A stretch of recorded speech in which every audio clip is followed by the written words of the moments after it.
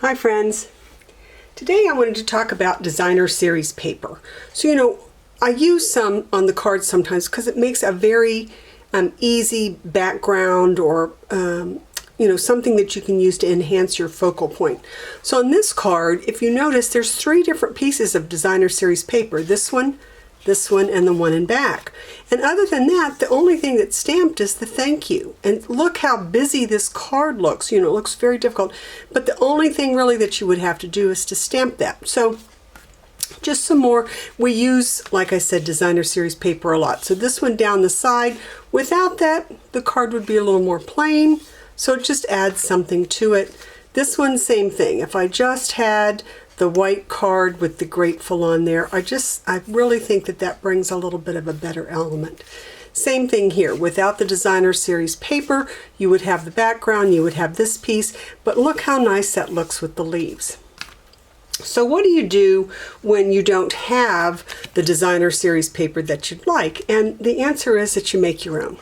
So this card, for those of you that have been with me for a while, this paper used on the waves here, as well as this piece, is actually stamped. It's not a piece of designer series paper. This was the old Swirly Bird set, and we just stamped the circle over and over again. Then we used the piece that was next to it to cut out the waves, and then used this piece to go on the card.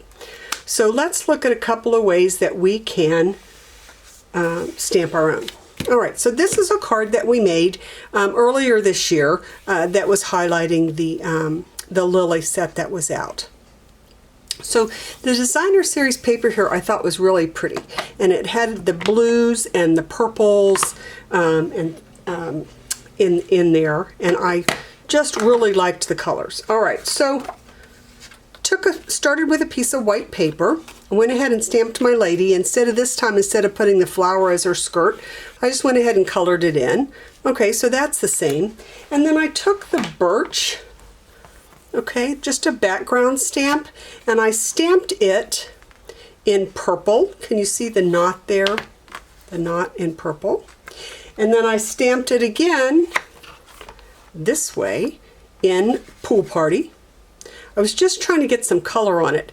And then I turned it sideways and stamped with the Bermuda Bay. Okay, and then on this piece, see how it had the little pink flowers on here too? I thought that would be a nice thing to do. So I have the little flowers here,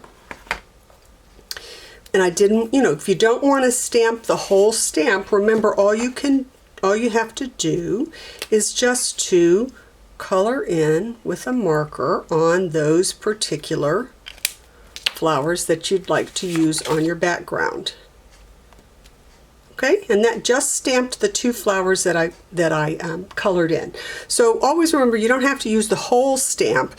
You can just use a little bit of it by using your marker, which is a really cool thing.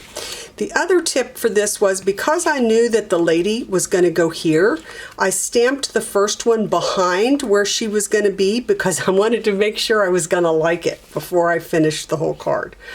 Then I just took the ink and my sponge, and I squished up the sponge, okay, and I just wanted to add just a little bit of more color where the flowers were. And by squishing the sponge, I can get, a smaller area. And then I took the Highland Heather, and I just used that to fill in a little bit, because I didn't want the white areas so much on this card. I wanted the areas filled in. Okay, and even though this does not look exactly the same as the one before, the colors are similar, the kind of the abstract of it is similar. So now if I take my card and I add this as my paper in the background and put this on the front, you can see, even though the cards are a little bit different, they're also very similar. And see how easy that was just to stamp my own background. Okay, so some other examples of something you can do. Last Thanksgiving, we had this set here, and we used it. Of course, I don't have the set sitting right here right now. we used it to make a couple of these cards, and I just really loved this designer series paper. So you could make your own by taking a piece of the plain paper, and here I've stamped tone on tone with the Tranquil Tide on the Tranquil Tide paper. See, and that would make, look how pretty that would be as a background there. Here I stamped in Versamark, so that gives you a tone on tone, but it's a little bit lighter. And on the other side, I think this one is my favorite, I actually stamped in white. So now I could take the piece of paper that I stamped and I could use it here and here as my background, or here as my background, just like I've used the designer series paper in these. So one more that I want to show you, well actually a couple more. This one where we did was of course a Christmas card. I took the one of the swirls that I have and embossed in copper, and look how that would be very similar if I just put that as the background on here. This is where I stamped it and I did not emboss it, which you could also do. I just really kind of liked the color of the embossing better on that one. Let's see, for this card, this is another one we had done. I stamped the background with the birch, and then we'd put a piece of designer series paper here, and I'd cut out the happy and added the birthday. So on this one, used the same leaves as I had used before on here when I was stamping. Yeah, and just stamped it and then used some background, and then if I were to cut that in half and put it on here, that would also make a really nice little designer piece to add on there. And last but not least, this was another one of our holiday cards that we had done last year or the year before. And again, I really liked this paper.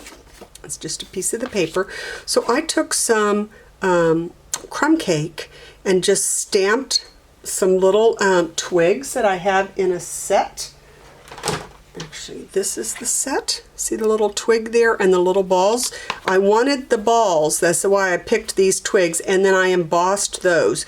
So again, I could use this very easily as a background. This is crumb cake, and I think on this one we'd actually use Sahara sand, but you can get the idea. So you can very easily make your own designer series paper. If you will stamp the whole piece like I did here, you could always cut it to use on a couple of different cards. It's nice to, instead of just stamping a small piece, to use the whole, to stamp the whole thing at one time. So for instance, on this one, like I said, all you'd have to do is to cut it in half when you're done. And now I have two that I could use like that. So I hope that maybe you will try stamping some of your own background paper if you don't have what you would like to use, and see what kind of really cool cards that you could make from that. I hope you have a great day and you try this technique.